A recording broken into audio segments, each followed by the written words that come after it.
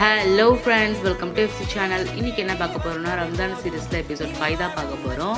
So என்ன பார்க்க போகிறோன்னா, ஃபிஷ் கிரேவி தான்.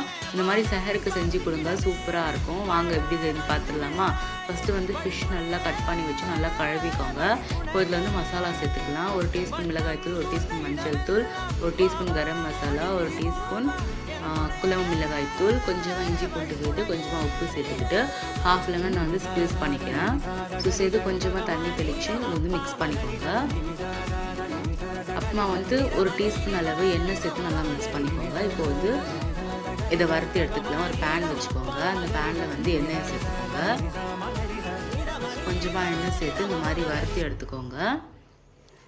ஸோ ரொம்ப வறுக்கணும் தேவையில்லை, கொஞ்சம் மீடியமாக வறுத்தா போதும்.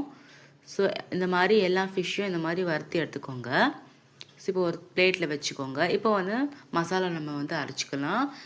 நான் வந்து ஒரு 2 கைப்பிடி அளவு சின்ன வெங்காயம் சேர்த்துக்கிறேன். கொஞ்சமாக இஞ்சி பூண்டு சேர்த்துக்கிறேன்.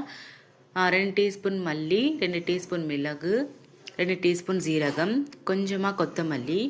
ஸோ அரைச்சிக்கலாம் இதை. ஸோ அரைச்சாச்சு. இப்போது நான் ஒரு 3 தக்காளி வந்து ஸ்லைஸாக கட் பண்ணி இதுவும் அரைச்சிக்கிறேன். வாங்க எப்படி செய்ய பார்க்கலாம். ஒரு பேன் வச்சுக்கோங்க. அந்த பேனில் 2 டீஸ்பூன் எண்ணெய் சேர்த்து கொஞ்சமாக வந்து சீரகம், கொஞ்சமாக பூண்டு நறுக்கி சேர்த்துருக்கேன். ஸோ சேர்த்து இப்போ வந்து நம்ம அரைச்சி வச்ச தக்காளி பேஸ்ட்டை சேர்த்து நல்லா மிக்ஸ் பண்ணிக்கலாம். அதுக்கப்புறமா வந்து நம்ம வந்து சின்ன வெங்காயம் பூண்டு எல்லாம் போட்டு ஒரு பேஸ்ட்டு செஞ்சோம் இல்லையா, அதுவும் சேர்த்து தேவையான அளவு உப்பு சேர்த்து 1 டீஸ்பூன் அளவு மிளகாய்த்தூள் சேர்த்து 1/2 டீஸ்பூன் மல்லித்தூள் சேர்த்துக்கிறேன். சேர்த்து நல்லா மிக்ஸ் பண்ணிக்கோங்க. ஸோ இந்த மாதிரி நல்லா வந்து கொதிச்சுதான் நம்ம வந்து தண்ணி சேர்த்துக்கலாம். தண்ணி சேர்த்து நல்லா மிக்ஸ் பண்ணிக்கலாம். கிரேவி வந்து கொஞ்சம் கட்டியாகவே இருக்கட்டும், அப்போ தான் வந்து நல்லாயிருக்கும். இப்போ நம்ம வறுத்து வச்ச மீனெல்லாம் இதில் ஒன்று ஒன்றா சேர்த்துக்கலாம்.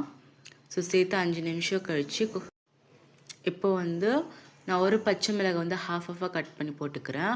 அதுக்கப்புறம் லாஸ்ட்டில் கொத்தமல்லி தூவி சர்வ் பண்ணால் அப்பா செம்மையாக இருக்குங்க. இந்த ரெசிபி பிடிச்சிருந்தா சப்ஸ்கிரைப் பண்ணுங்கள். பாய்.